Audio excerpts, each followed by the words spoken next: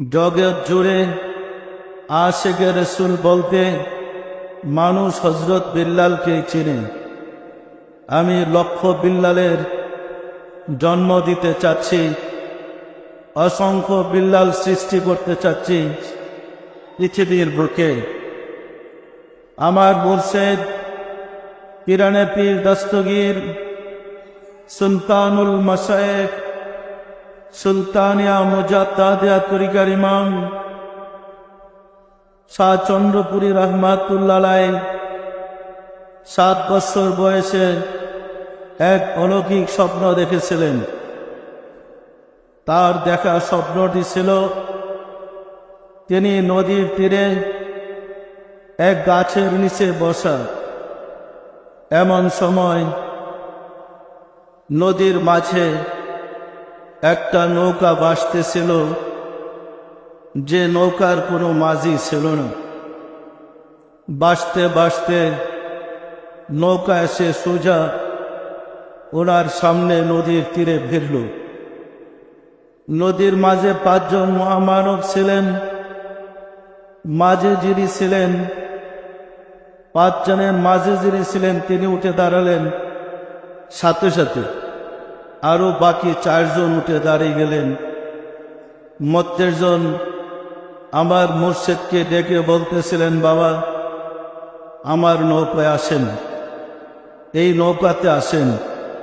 ইমাম হুজুর বলতেছিলেন, আমার ভয় হচ্ছিল না জানে কোন বেয়াদবি হবে, কারণ ওনারা মহামানব, আমি ওই নৌকাতে চড়ব, বেয়াদবি হবে।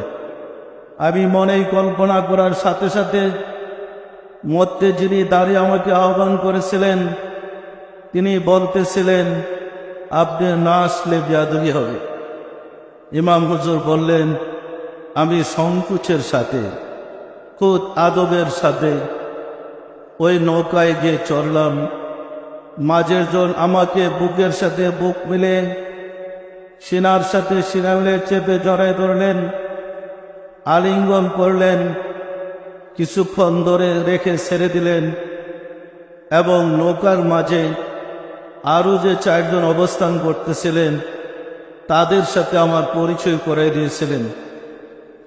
বলতেছিলেন, এইজন বড় পীর আব্দুল কাদের জিলানী রাহমাতুল্লাহ আলাইহি, এইজন খাজা মাইনুদ্দিন চিশতি রাহমাতুল্লাহ আলাইহি, ইনি বাহাউদ্দিন নকশবন্দি রাহমাতুল্লাহ আলাইহি, আর ইনি মুজাদ্দিদ আল ফিসানি রাহমাতুল্লাহ আলাইহি।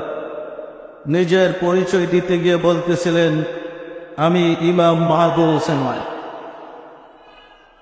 আমার মুর্শিদ বলেন, বাবা তিনি বলতেছিলেন যে বাবা, বর্তমান বিশ্বে আপনারা যে নৌকা দেখছেন ইহা মূলে নৌকা নয়, উহা হচ্ছে ইসলাম ধর্ম।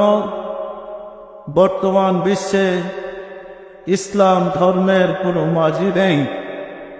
যে 4 জন মাঝি বা কর্ণধার ছিলেন ওনারা জগৎ থেকে চলে গেছেন, আর আমার আসার সময় এখনো হয়নি।